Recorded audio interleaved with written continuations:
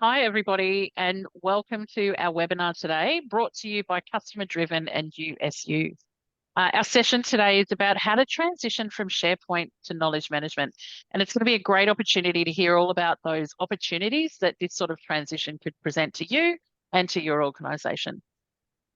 In the spirit of reconciliation, Auscontact acknowledges the traditional custodians of country throughout Australia and their connections to land, sea, and community. We pay our respect to their elders past and present and extend that respect to all Aboriginal and Torres Strait Islander peoples here today. Today's webinar will run for approximately 60 minutes, and during that time, with the help of today's guests, Nicola and Alec, we hope this session provides you some interesting insights into the benefits of a strong and purpose-driven knowledge management system and what that can actually do for your organisation. To round off the session, we'll have Q&A at the end of the webinar. I'm Fran Southwood, CEO of Auscontact, and I will be your moderator for today. We'll just run through some general housekeeping with you. And, you know, we always say it with these webinars, the way to maximise the benefit is for you to interact. Remember, you don't need to take too many notes because we will provide you with a recording of the webinar and some of the slides that Nicola and Alec take us through. We will have a couple of polls during the sessions, so I encourage you to participate. It helps us understand where you're coming from and equally, you know, some of those things that you're actually looking for from the session. If you can use the Q&A button on the control panel, you can ask questions or make comments for Nicola and Alec anytime throughout the session. Where it makes sense and where they're relevant to what is actually being spoken about, I'll ask those questions in real time. Or alternatively, we'll keep them for later on in the session when we have that Q&A.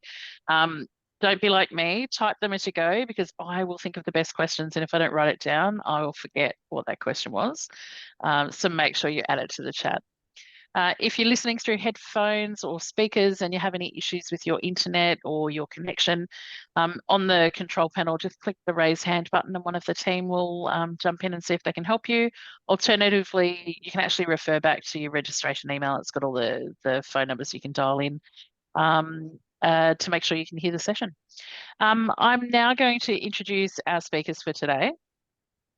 We have Nicola McDonald, who is the Head of Knowledge Management, Customer Driven, and many of you will know Nicola. She's done a lot of webinars with us at Auscontact, and we're delighted to have Alec Goldie, who's the Sale Engineer at USU, also join us today. So Nicola and Alec, welcome. Can't wait to hear from both of you today. So I'm going to stop talking and I'm actually going to hand over to you both to introduce yourselves a little bit more and to get us underway for the session. Fantastic. Thank you so much, Fran. Yeah, I suppose I won't take up too much time because we've got lots to get through today. But as Fran said, I'm the head of the knowledge management team here at Customer Driven, and we work very closely with a number of KM platforms, USU being one of them at this point in time. And we are here, to talk through some of the challenges and reasons and how to go from SharePoint to a KM platform. Over to you, Alec. Thank you very much. Pleased to be here. Thank you very much. I'm Alec Goldie, sales engineer from USU. I've been with USU for 2 years now, and before I was actually working in IT for 13 years. And in my previous company, I rolled out SharePoint Asia-wise and actually in America as well. So I have a good idea of how SharePoint is actually being used and how it should be actually used.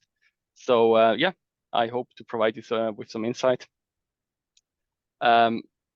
We have our agenda here. We will start with a short poll. The introduction is already done and go through. And all in all, it's very important for us that you understand what SharePoint is, how it is used for, how it should be used, what's the good, what's the bad, what is an actual knowledge base, how it can be used, what's the benefit of having a knowledge base, an actual knowledge base, and having an understanding of the both products in the end. And give you a clear overview and maybe also clear some questions, some basic questions, some maybe tricky questions as well. So we will start with the first poll, which you can see here in the middle. For us, we would like to know how long you've been using SharePoint as a knowledge management solution, just to have some insight. on that. And it's funny, isn't it? And I know, Nicola, we've talked about this before. There's lots of big organizations that use SharePoint. There's lots of smaller ones too. I know one of my previous organizations, there was a reason we moved from a really old static version and then we moved on to SharePoint Online, which was a huge step up for us, but it still had its limitations, but was seen as a really comfortable transition kind of step in the process. So there's a lot of reasons that people use SharePoint as their solution across the board. I think you're right there, and I think it depends on, I suppose, what roles you're trying to get to use SharePoint. So typically, knowledge management is looking at your customer-facing roles and how can they service customers really quickly. And no matter how many times I walk into organizations that are using SharePoint, and they might be using it really, really well, it's still not a quick solution. It's still really hard for your frontline users to find information. So it'll be interesting get what kind of results we get here. Yeah, well, it looks like we've still got a few answering, but majority there is sitting in that 1 to 3 year kind of split as far as using it as their solution. And it probably, to be fair, there's probably some there that are using a knowledge management tool, which might sit outside of SharePoint, but equally might be something that was really great at a point in time. And maybe hasn't kept up with, what we've seen over the last few years with some massive changes in both application and technology. So that gives us some really interesting insights. Nearly half of the audience sort of sitting at that 1 to 3 mark. So we might move on. Very good. So can we, oh, now we see the results as well. Oh, yeah, very interesting indeed. So, very good. Here we have the poll. So, to the introduction of, again, first we start with what is SharePoint actually, what Microsoft thinks it is made for and how it should be used, how it is actually used. Then the same here with the knowledge base. What is a knowledge base? How is it used? What are the benefits to having an actual knowledge base as a knowledge solution and not SharePoint? Can one platform provide it all? Most likely you know the answer already, but we would like to show you with our webinar exactly why this is not possible, and then understand the strength of weakness of the solutions. So we start with a quick overview of SharePoint. As per Microsoft, SharePoint is used to empower teamwork with special team sites for projects, countries, departments, divisions, basically a group of people. So this is very important, and maybe the biggest difference to a knowledge management. It's not separated by knowledge, it's separated by people in what shape or form ever. Then it's used to share files, data, news, and resources.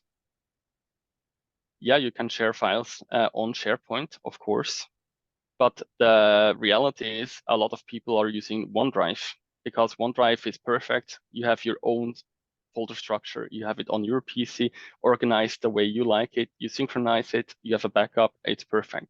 So it's not really a sharing aspect in that. Build a cohesion and inform employees via internet. You have a homepage, sure, where you can share news, but as soon as it gets international with different languages, it gets very tricky because from experience, a lot of English news get ignored just because if it's not in my local language, not my topic, not in my interest. Increased organizational efficiency by sharing common resources and applications on home sites and portals. Yeah, you have your homepage with the topics which are in interest and regarding to your Active Directory groups. You get news according to those, and provide rich content management to maximize knowledge sharing within your organization. Here I have to go back to the OneDrive scenario. SharePoint is basically a great tool if used correctly, but because everybody comes from a folder structure of Windows, they just see another folder structure in SharePoint, and the sharing mindset is just not there as easily. It's very difficult to go from, hey, I have my stuff all on my PC or maybe on my specific network drive to, hey, I share everything with the needed people. So ideally, that's the case, but in reality, it sadly isn't. Also, very important to mention here, SharePoint is mostly used inside the company. Sure, you can create team sites for external companies and share documents there, but it's easier said than done to do that, especially on a long term. Like you can create a site, that's the easy part, but actually maintaining everything, very different. Now we go to the knowledge management. Maybe the most important thing here is the knowledge management is not a document or content management. It's a knowledge management. We don't manage files. We manage knowledge. So we have articles with information in there, and we don't have files. Sure, you can attach files to the articles, but the key ingredient is the information in a non-file format. What benefits brings that, especially for the service environments? As an example, in IT support, you have an IT problem, which is very common, especially in bigger companies with highly standardized IT infrastructure. You have the same problem quite often. You can create a documentation for the specific problem, or you can create documentations for the specific topic, and people can access this. Now, in SharePoint, you have many different groups. As mentioned before, it's divided by groups. In what shape or form doesn't exactly matter, but they have similar issues, right? And they have similar topics. So this means most likely there's this information spread around the company in 5, 10, even more documents. And in knowledge management, it's very important that we have one single point of truth. The information should be in the system only once. The reason is it will be the most accurate and always most up to date. So if an IT department is working with one single point of truth, they can look for a document regarding a problem. They will find it faster because it's only existing once, and they can be sure that it's correct and up to date. Because if you look in SharePoint, even if you find all the documents, which is highly unlikely, you have to check which is the latest, which is the correct document, and it gets very confusing. So you can provide much faster support, not just in IT, but also the quality of support is much, much higher. Then we have the knowledge management lifecycle, which you can see on the right side. We will start at the capture here on the top left. Before you start writing down anything, you have to capture information. You have to gather information, make sure that you know what you're planning to write down. Then you create a structure with the information you gathered. You write this article with all the information, with all the, graphics you like, anything that's needed for this article, and then it goes into review. And this is a very, very essential step and different from SharePoint. In SharePoint, you can just upload a document and then it's there. There's no review process if you don't do it manually. And here we have an automatic review process. If before you publish something, which would be the deliver part down here, it goes always into the review process. And this process can be highly customized depending on where you want to publish something as well. So you have this structure, you give it into review, somebody, maybe 1, 2, 3 people, maybe even teams, review this, check what has to be changed. It goes back into structure, goes back into review, and once it's fine to publish, it will be delivered. It can be delivered internally or externally, and especially because you can also publish it externally, this review process is so important to guarantee the quality. One person, usually, in most cases, never makes a perfect document. That's just not how it works. So the feedback of your teammates is very, very important. Sorry, Alec, just to jump in on the workflow and the benefit of knowledge management. A lot of industries in the Australian market are heavily regulated, and we have a lot of audits that happen. In a previous world, I've been involved in a knowledge management audit, and if I didn't have the KM tool that we had at the time, it would have been horrendous. There's organizations that have to report back and say on the 17th of October in 2001, this is what our call center was advising in regards to this particular topic. So having a tool that can pull up that audit history and the audit trail to be able to show, I suppose, exactly what was being said on each document at that point in time is really powerful and makes an audit, while still painful, much, much easier. Yeah, thank you so much. So now that we have this published document, it's probably still not perfect. So, and if it is, even better, but you have this feedback function. So if it's great and you get the feedback is perfect, that's also good information. Any kind of feedback is great, isn't it? So if there's something you still have to change, or maybe an information is missing, you can get this information from the feedback.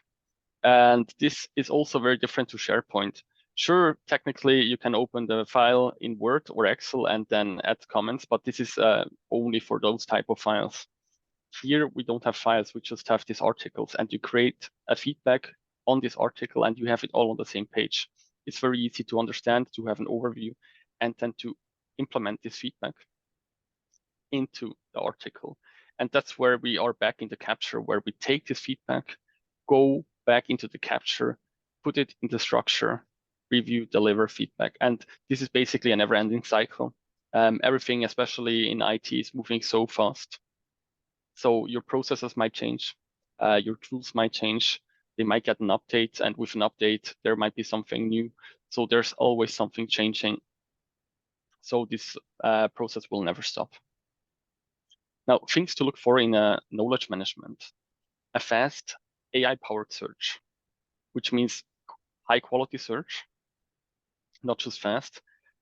It's very important to get a good, like more than fast, a good result on your search term. And from my experience, it was always very difficult to find things in SharePoint. And I never found exactly what I was looking for. Back again with the groups, sometimes you just don't have access rights to the right document because you're not in that group. But in knowledge management, we don't divide by groups, but by topic. So if you have access on a topic, you will find the document. That's one thing. The second thing is the AI-powered search, which is in a knowledge management.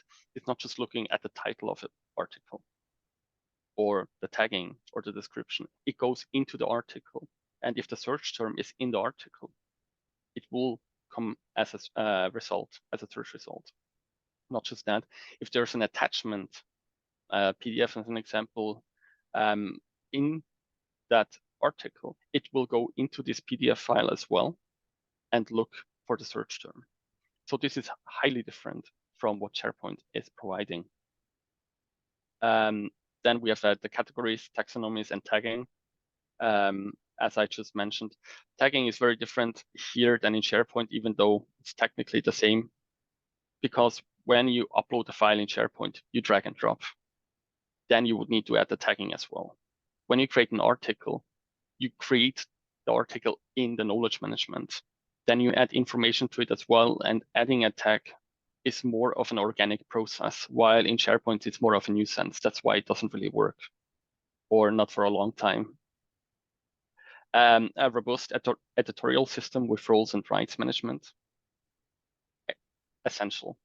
Not just in knowledge management, but in general. This is extremely important, and without this, it will not work, especially when you share information externally. And coming with it, the custom workflows. This is where we are here again. Before you publish something, you can create workflows which make sense for your company and for this process. So it's not just a process which we say, hey, you have to give this to one person. They have to say, okay.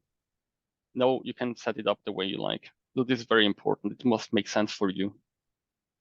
The integrated feedback system, which I mentioned, omni-channel capability to deliver information in multiple channels.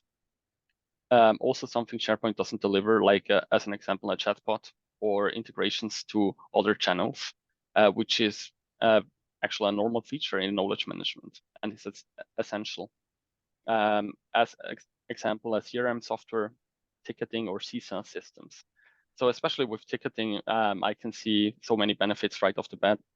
When you have a ticket coming in and you have to dispatch the ticket to somebody, you can first contact this person, go through a guided dialogue, which is in knowledge management, to ask all the essential questions to this topic. This information you gathered can then be sent directly into the ticket, and then you can dispatch this to the right person.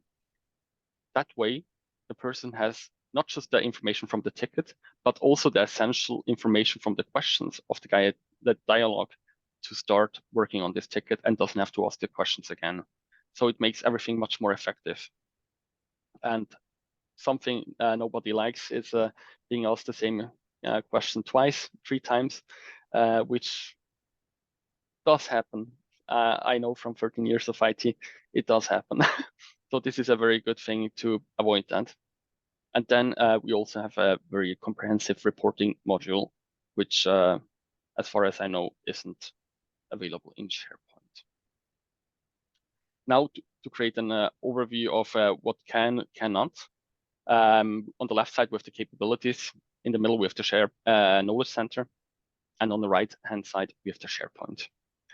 They both can create and manage knowledge articles. Again, different shape and form. We have an article and we have a file. You can archive knowledge articles. There's a backup, there's an archive function in Knowledge Center and the SharePoint. But when we're looking at the searching for knowledge articles, as I mentioned before, it's very different. Sure, in SharePoint you can look for documents, but the results are very, well, tricky at best. If there's only one document because you're the only person who actually created a document like this, let's say IT documentation for a special network setup, and you're the network guy, then there's only one document. But if you're looking at HR topics, every team has different HR information, maybe different rules. And again, because it's separated by topic, in Knowledge Center, you will find all the documents. And in SharePoint, usually you will not. Yeah, then rate and share articles. Again, this is all possible via Knowledge Center as well as SharePoint. Where it gets tricky is the agent-friendly usability, which is definitely possible in Knowledge Center, but not really possible in SharePoint. Maybe, Nicola, could you give us some insight into that? Yeah, definitely. So I suppose a lot of people on the call have coming from or on a SharePoint at the moment, they would understand how difficult it can be to find information. So this is usually one of the key features that we talk to when you're trying to get your business case up the line, trying to move the reason and get the buy-in for why you should move away from SharePoint for your frontline agents. Agent-friendly usability. So we really want to talk about being able to find information quickly. You want to find that snippet of information regardless of how long you've been in the call in that role, for example. They may have been just coming out of training. We need to hold their hand throughout the entire inquiry that they're trying to manage versus someone who might have been there for 2 or 3 years. They're just looking for a small snippet of information. So how can we design and create a system that is usable by all agents? So that's a really key feature that any good KMS will be able to support. We've also got guiding agents through phone calls. So a lot of the KM tools that we look at these days will have something called a guided dialogue. This is sort of the question answer, select the answer that the agent, that the caller has given you, and based on the response that you're getting, it gives you back the next logical step that you need to follow.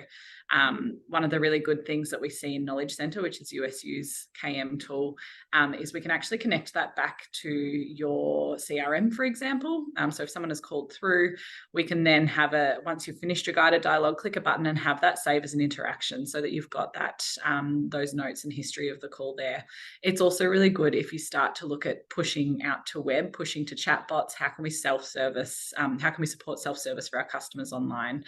So once you identify the correct journeys to go that way, a tool like Knowledge Center will be able to support your chatbots so that you are maintaining, as Alex spoke to earlier, that single source of truth. So everything that we're servicing, every bit of knowledge that's important to our business is coming from our knowledge management tool. And then training and testing users, which I think, Alec, we're pretty self-explanatory on how we train, using the knowledge to be able to train your users. Mm-hmm. Yeah, so maybe short comment here. So train and test users. So you can create an e-learning kind of platform in knowledge management.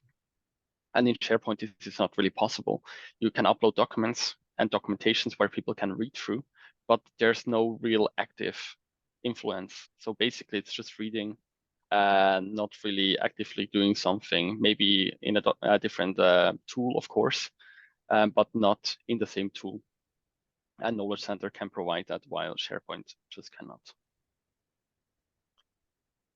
Okay, then 8 reasons why SharePoint is not a knowledge base. We mentioned it many times already, but it's very, very important to mention the basic search functionality which SharePoint has, which just, again, it might work for some cases, but especially in the service department, it's just not sufficient. It makes you slow. Also, the quality drops in terms of what you find. Also, it's very difficult, again, with the single point of truth topic, that to figure out which document is actually the right one. There's no decision trees. Yeah, there's no omni-channel integration, as mentioned. No date search, meaning you cannot just look for documents which have been edited last. So you cannot do that, and in knowledge management you can. The feedback and tasks, you cannot really create tasks in SharePoint. The feedback option is not provided by SharePoint. As mentioned before, you could technically do that in Office documents on SharePoint, but SharePoint itself doesn't provide any feedback function.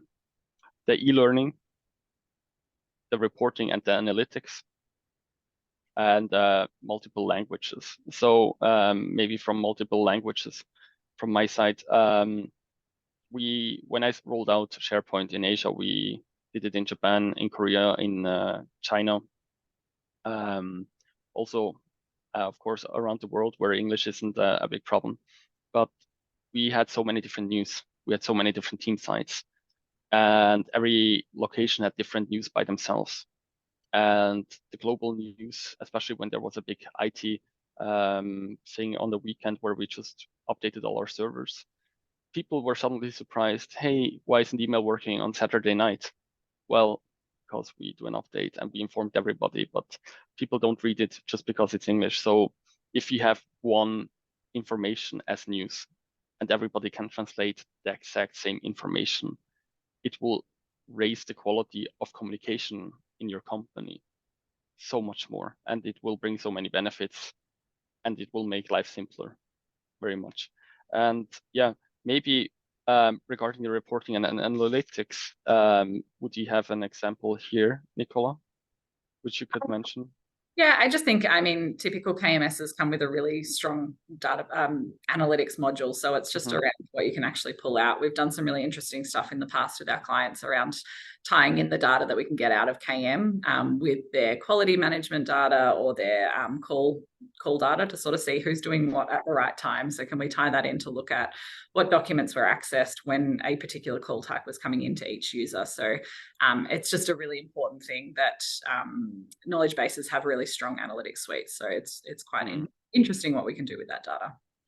Perfect. Yeah, thank you so much. Okay, then we will go to the second poll. Since most of you have been using SharePoint 1 to 3 years already, and some even more, this is actually quite a perfect question, because there must be a reason why you're interested in knowledge management in general. There must be something you're missing, and we would like to know what that is. I looked at these options, Alec and Nicola, and I thought, I know which one I would pick. And then I read more and I thought, actually, I'd probably pick all of them. But oh, yeah, I mean, that's the idea. Like we had a long list, and then we couldn't put everything in here. So we just chose the most obvious ones.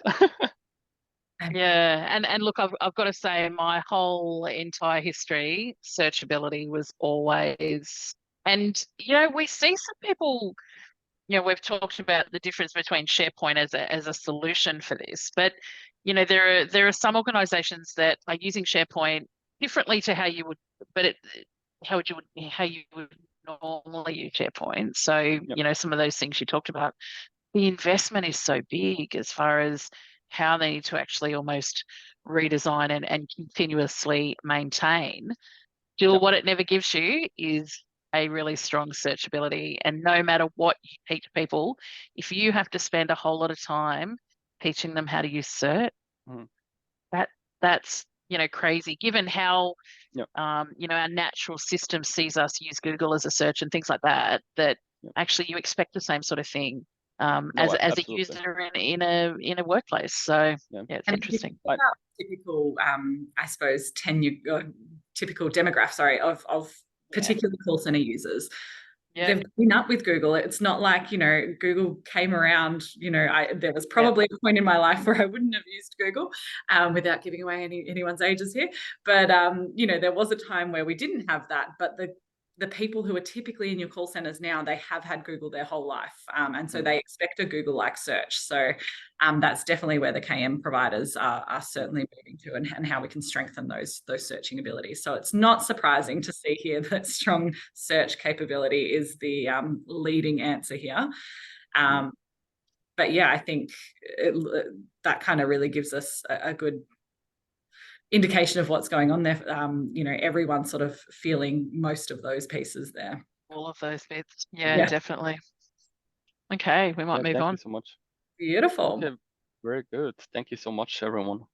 So we go to the next slide. That's for Nicola. It's my turn. Beautiful. So a lot of us are here because we have the title of How Do We Do This? And that's probably what we're all really interested and excited to hear about. So I'll try and give you some good insight into where to start, what to do, how does this work. So the customer driven has been around now coming up on 10 years, which is crazy. We've always sort of said we're a new business, but we probably can't claim that for too much longer. And KM was the first practice that we went out with. And so we've been doing this for quite some time. We work with so many different organizations, and a lot of them are coming from a SharePoint solution.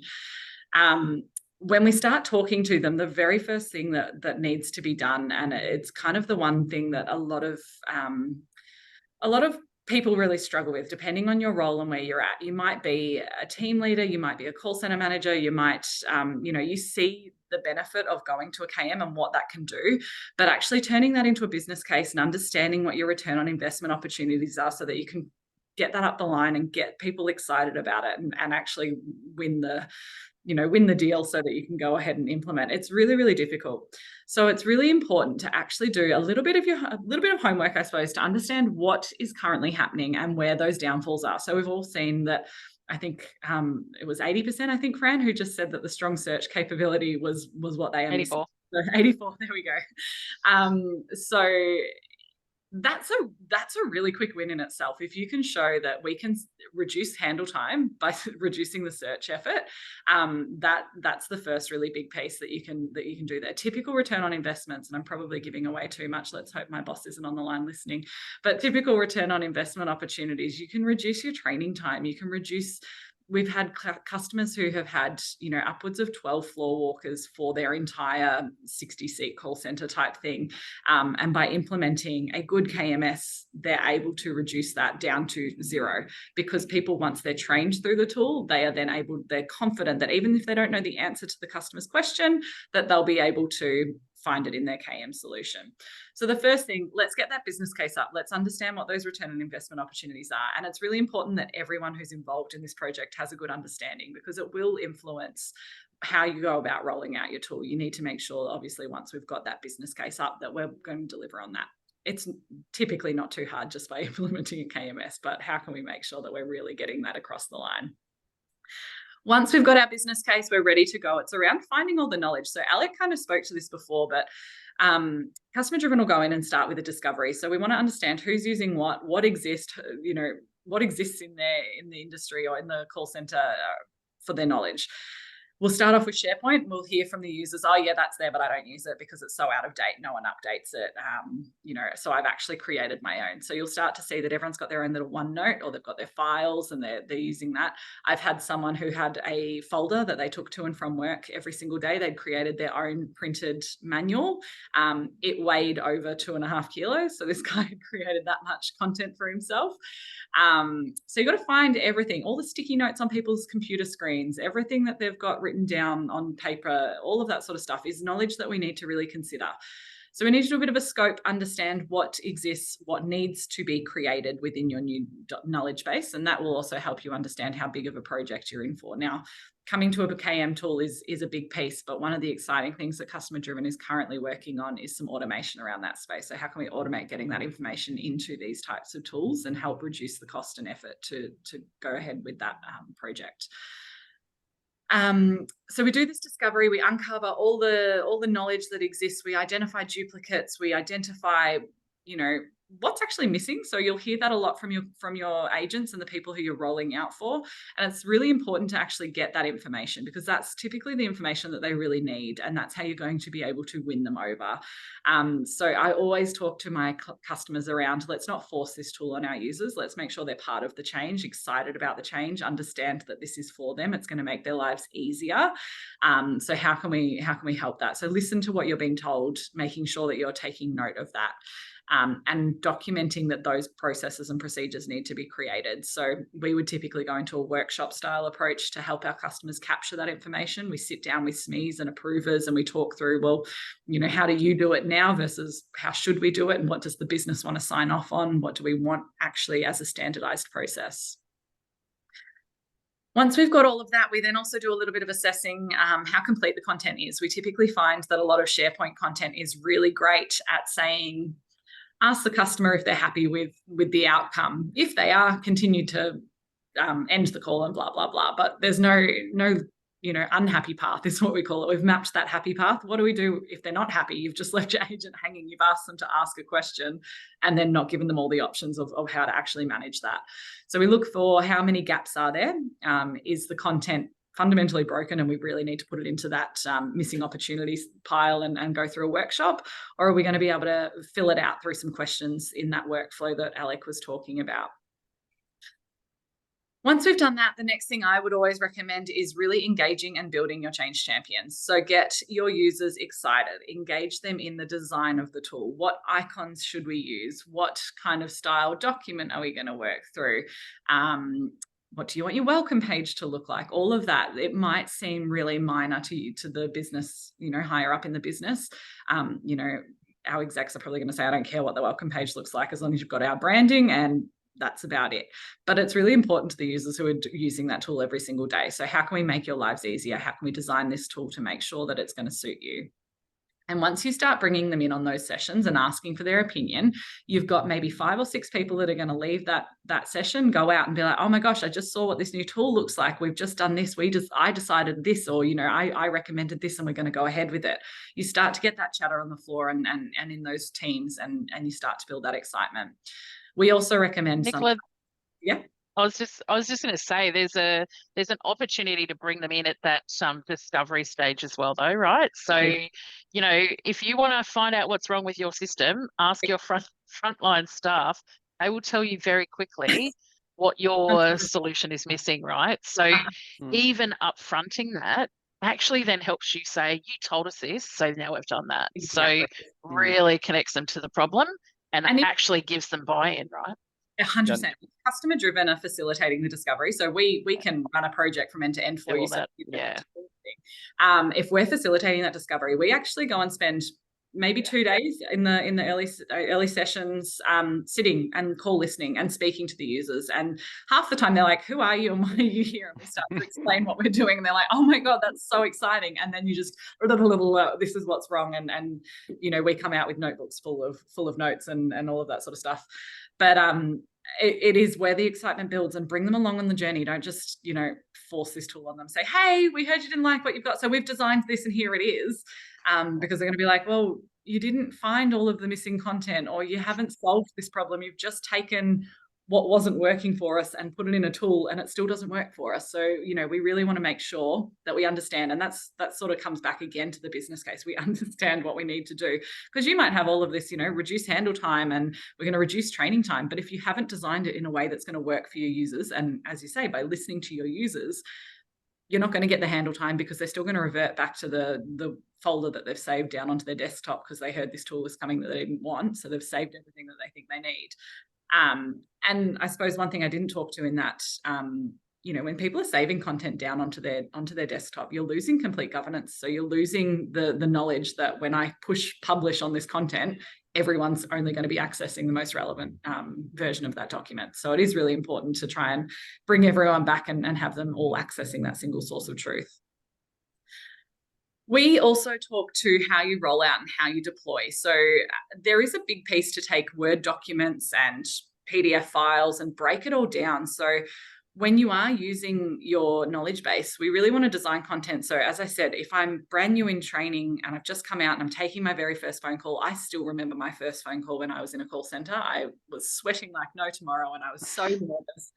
And I thankfully had my knowledge management, and I read every single instruction and I followed my bouncing ball to handle that inquiry.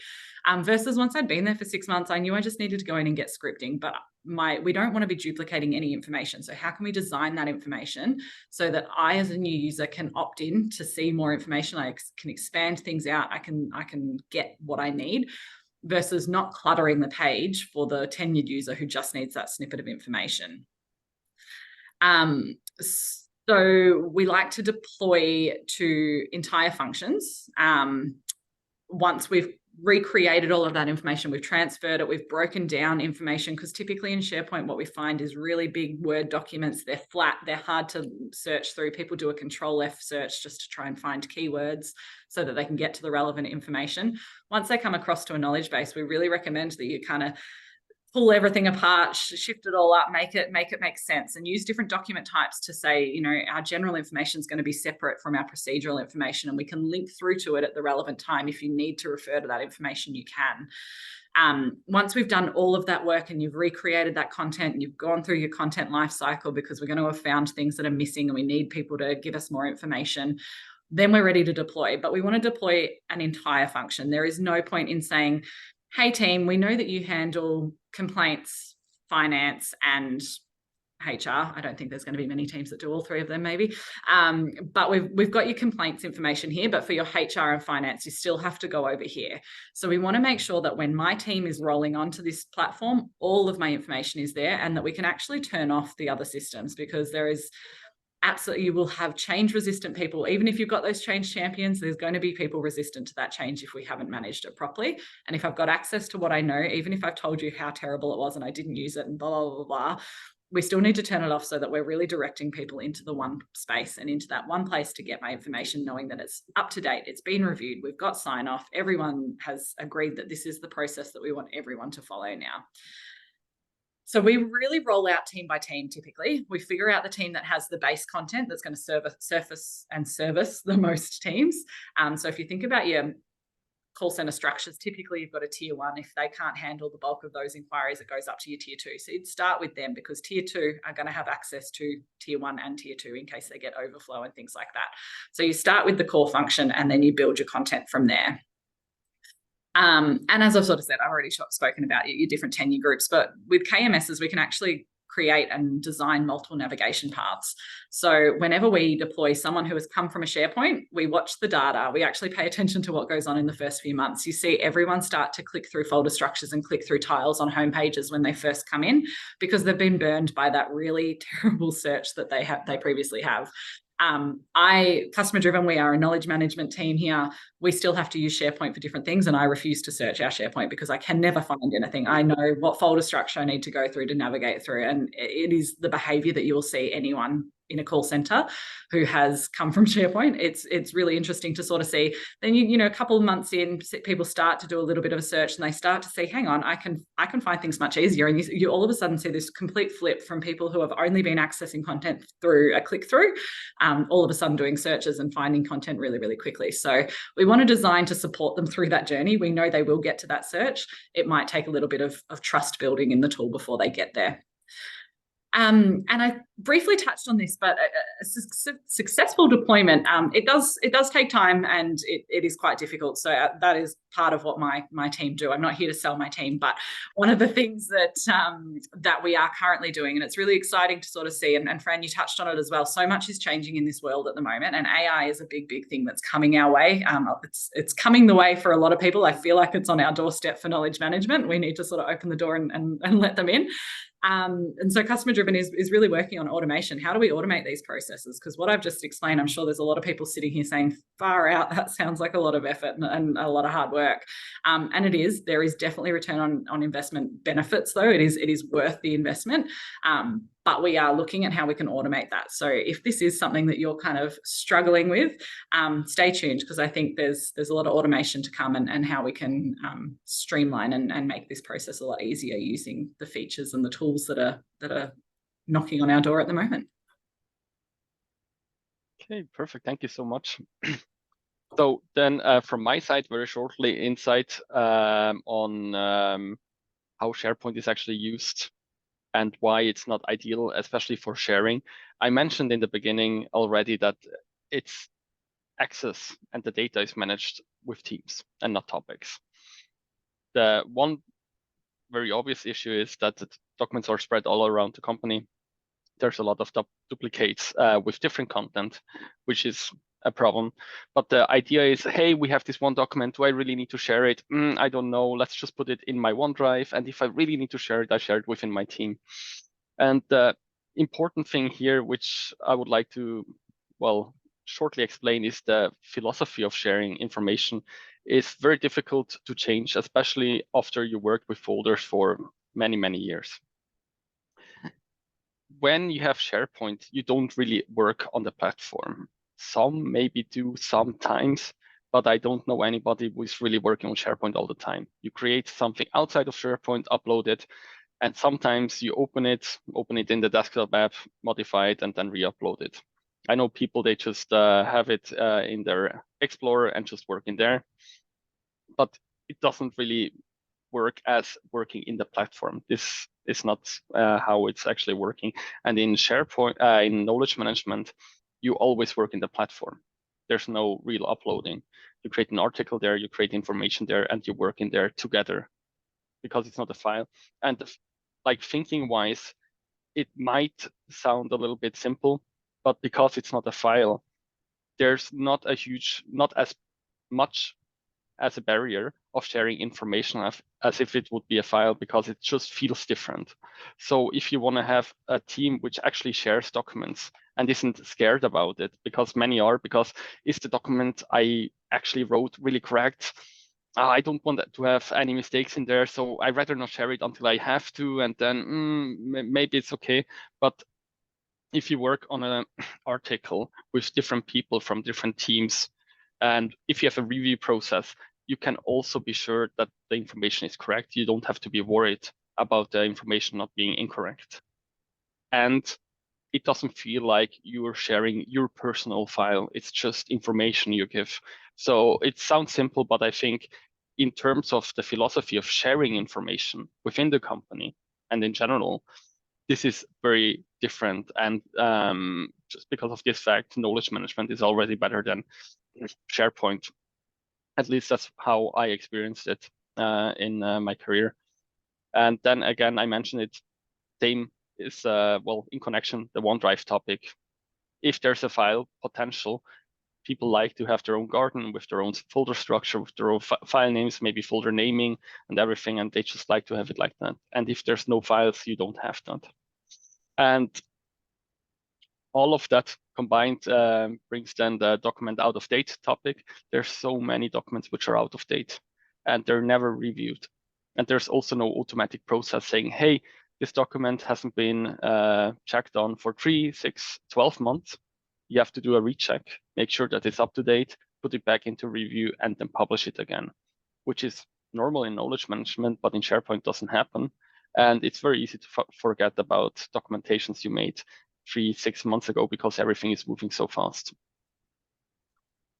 Okay, then short 7 bonus tips on better knowledge management. The most important thing is always it must work for you, not just as a team, but as an organization. It needs to benefit you, and you need to actually like working with it. Otherwise, it will not work. It has to be easy to use, ideally from everywhere. Publishing is not the end of the beginning, like in SharePoint.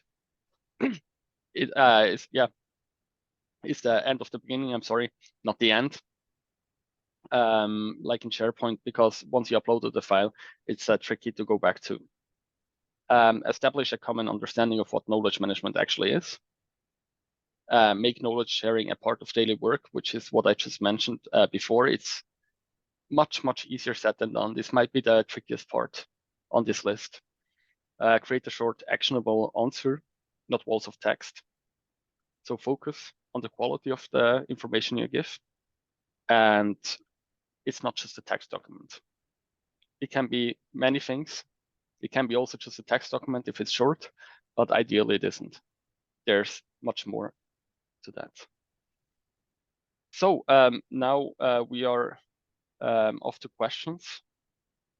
I didn't actually check the comments we got, Fran. Are there any questions? We haven't had any specific questions come through, but you know, we might get a few now. But I think even looking at that last screen that you had, Alex, the tips for, you know, sort of landing that better solution.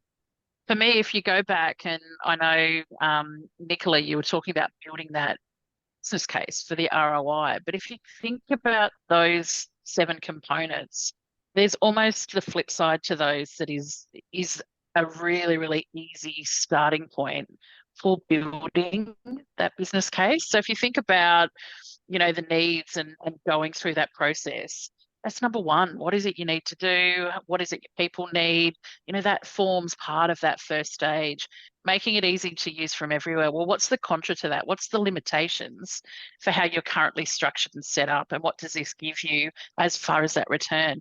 And if you think about technology meeting your needs, think about the feedback from your customers.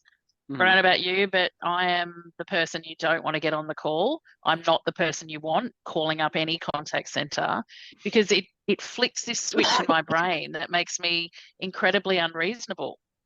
Because we all know that actually if we gave our people the right tools, it's a really easy interaction, right? And I promise you, I'm not the person that wakes up and says, I want to call a contact center.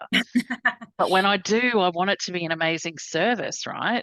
I mean, so things like hold time drive me crazy, right? So if you get this right, because we all know, you know, the poor old people that have to say, do you mind if I put you on hold for another 3 to 4 minutes?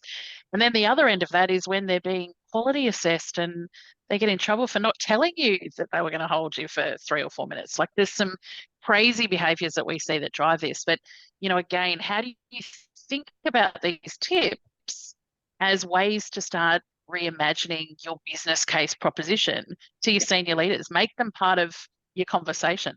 Yeah. So I've seen a few questions come in, and I think they're all probably best, Alec, if you're happy for me to take them. Oh, yeah, please. So Tonya has asked, who is the best person or team to manage content of the KMS? So we've seen a couple of different models work. Typically, depending on your size of your organisation, I would say there is a KM role in most businesses. And that is because there's generally so much change that goes on, and there's nothing worse than going through all of this business case, getting everything over, and then creating a set and forget. It's never going to work. It doesn't work that way. When you build your change champions, you get people excited about the tool. Feedback is going to come through, and it's not a bad thing. I've had some organizations say, hey, our feedback was nothing this month. That's fantastic. And I say, oh, might actually mean you've got disengaged users. Let's have a look at the data and see what's actually going on. So feedback is fantastic, which means you do have someone that needs to sit there, respond to the user and say, thanks for letting us know. I'm going to look into it. Most organizations that I've seen work really well have 1, maybe 2 KM team members. They go to your change meetings, because the worst thing for me when I was in the call center was that I had customers calling me and they'd tell me something and I'd say, sorry, no, that's not us. And they'd pull up an email that they received from us. And I was like, oh, okay, let's go and find out for you. So our customers were finding out before our call center were. And it was because the KM team hadn't been involved in all of the change meetings and hadn't been factored in until the last minute. And then the change had already been planned, going live, and sorry, you'll just have to get your KM up to date whenever you can was sometimes the answer. So we really need those KM people to actually be part of those change processes, and they can start to say, hey, there's a lot of content that relates to this topic. We probably need 2 weeks to get the content updated and reviewed and approved and things like that. Versus, yeah, this is a really simple one. We'll just put out a news item, let everyone know, and then we'll, work on it from there kind of thing. So typically I would say that there is at least one person that is responsible for KM, and they become the expert in how to present the information, not the expert in the information typically. So, and that's a really important distinguishing factor to have there, because the more someone focuses on KM, the more removed they become from your call center and actually handling those calls. And they shouldn't be the ones who say, this is how we're going to do it. They're the ones that say, this is how we're going to present the information, but can we please get validation that that is correct and ready to go? Otherwise, there are organizations such as Customer Driven that do outsource KM for you as well. So if you just say, look, we don't really have the need to have one whole person there, we might just need a half FTE, and we don't have anything else to fill in their time. There are places, I say there are places, we are a company that can outsource that for you. So if you're wanting to go through us to get content updated. But once again, I'm not here to plug us, and that feels like I'm very salesy at the moment. Mel, you have asked, does the KMS provide a tool that shows links and sites we can refer to? I think I understand what we're asking here, but any good KM solution should be able to link externally. A solution like USU's have the ability to embed a web page within. So, you might have your website shown so that the user doesn't have to actually navigate away from their KM tool. They can all do it in the one spot. But I think what we're asking is, can we link, can you show links and sites that we can refer to? So it would just be, depending on what it is you're trying to do, you might have it on your homepage with a list of quick links that they might need to open at the start of every day and things like that. So if it's got a URL, it can be created. I hope that answers. And Nicola, I think you touched on earlier the ability to actually make different paths for tenured staffing as well, which gives you the ability to opt in for more information, which can include those links and push outs. So again, it can be totally tailored, and most systems will have that option. Yeah. Now I am just going through. Great question there from Alistair. Yeah, I'm conscious of time. I'm trying to get to everyone. So what sort of ROIs do we typically see? Yep. So we typically see reduction in training time, improved employee experience. So you should be seeing a reduction in turnover as well. So if I'm confident and know how to do my job, and I'm not feeling like, oh my God, this is so stressful, someone's yelling at me, I can't find the answer, why am I here? We do typically start to see improved tenure, people staying longer, which obviously in turn reduces your training time as well. We also see reduced handle time, reduced hold time, and ideally, you'd also be looking for an improved customer experience again. And yeah, so they're your typical kind of things that we look to. And with accuracy, consistency are some big Correct. ones, Nicola, with your customer side. Reduction, compliance breaches. Sorry, there's so many, but yeah, they're the things that you're looking for. Also, maybe a short point from my side: better communication within the company, because if you have one article about the topic and different people from different teams working together, you will have a communication about this topic or discussion or however communication about this topic much faster. So if there's any issue or any difference in philosophies or thinking about how to approach a certain topic, this might not happen because you work in different tools or in different documents on SharePoint or even a normal folder. But if you work together, the communication is sparked much faster, which will just save time and nerves, and all in all, make people happier. We've also got a question from Alex asking about demo of the system. So if anyone is interested, you will have my details from this, but I can also reach out. So Alex, I think it's probably best that I reach out to you, and more than happy to provide a demo of the knowledge management system we've been sort of comparing to there. And then back to Mel, more specifically, we need to refer to government websites and refer clients onto. So yeah, you'd definitely be able to do it. It's all through the design of these tools. So if that's If that is something that you need, then it's around when we get to the point of deploying and starting those projects. Those are the types of things that we discuss in those design sessions. And we'd say, right, what's important? How do we achieve that? We would be hearing that would be something that's really important in the roll through that discovery piece. And so it's flagged as okay, well, let's think about how we make this work. So the tool, the contemporary KM solutions are very customizable, and it really does come down to being aware of what you're trying to design and what you're trying to create early. It's much easier to design that upfront and get it right than to take something, a lot of people say, well, can we just deploy and then come back and fix it? No one has time to come back and fix it. It doesn't happen. And B, if you deploy something that is very similar to what they're coming from, it's going to let your users down. They're going to say, well, what was all of that about? You've just taken me from one system that doesn't work, you put me in the next. And it's really hard to claw back that excitement and get your users back on board. So we do always recommend that you do it once and you do it right to deploy, and then continue to manage it from there. You will always have ongoing tweaks, but if you can get your design as best as you can and really think about what those pain points are before we start that process, it's really important to get it right the first time. Definitely. Nicola, Alec, thank you. I am mindful of time, and as you said, Nicola, we will send not only the recording, we'll send the link out for the recording.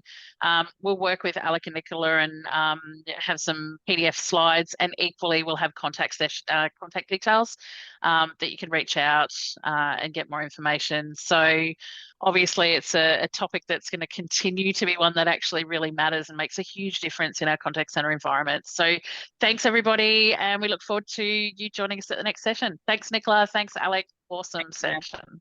Thank you so much as well from my side. Thanks guys, see ya. See you, bye.